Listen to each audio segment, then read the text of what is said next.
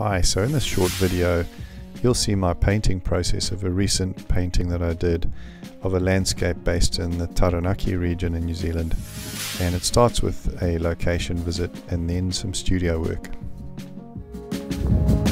Okay, so common theme here on the west coast of Taranaki, it just is very paint worthy, and you'll see there's some sandstone cliffs, some rock formations, and the beaches are just got that black sand with fantastic reflections, so it's going to be really hard to know what to paint and what not to paint here. It's just unbelievable. So my process is that on site I try to gather as much reference material as I can in the way of photographs, sometimes a bit of video, and my wife helps me to collect her versions of what she's seen. Here you can see me starting with the sky back in the studio, and I layer that up pretty quickly, spreading the paint around it quite thick, and then I start to move in and block in some solid mass for the color of the land mass. So basically it's just setting the tones that I see as kind of being dominant underneath, and those will be kind of built up with lighter layers on top. Then I start to work through and I add different layers of color to indicate the colors and the textures found, in this case, in these cliff faces in the headlands in the background. And so you can see that there's some yellows and greys and browns that get layered up here. Hopefully you can see through my transparent back. Apologies for the poor positioning of my camera during the filming, but you can see here that I'm starting to work up more and more texture just using different color, and in this case there's some yellows to pick out some of the highlights.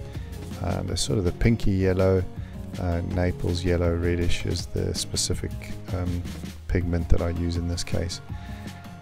Once I've layered up the textures in the background, I start to work my way forward into the foreground, and you can see that as I move into focusing a little bit more on the water, I start off with a little bit of work on the surf, and typically with the surf, the main thing that I always remember is that as you are painting surf, the foam itself is often very brilliant white. It sometimes is a little bit off-white and creamy, but then the other sort of ripples and the other reflections are often a little bit darker in color, or at least mimic the sky.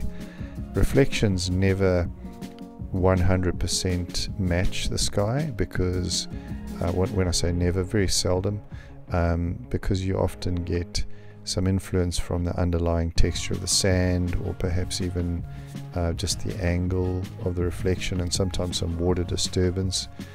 So here you can see I'm just sort of working through some glazes, adding some patterns for the cloud reflections in the foreground, and then I start to finish off the reflected areas, reflecting the land mass in the background, the actual sandstone cliffs.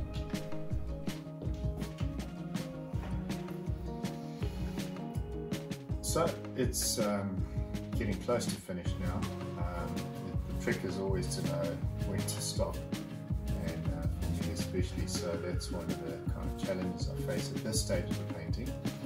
But although I don't feel I'm quite happy with it yet, it's a lot closer, and I think it kind of captures something of that amazing place. Hopefully it does it justice. Hey, so I hope you've enjoyed watching my video of my painting process, and I'm aiming to do a few more in the future, so maybe you'll be able to check those out when you get time. Thanks.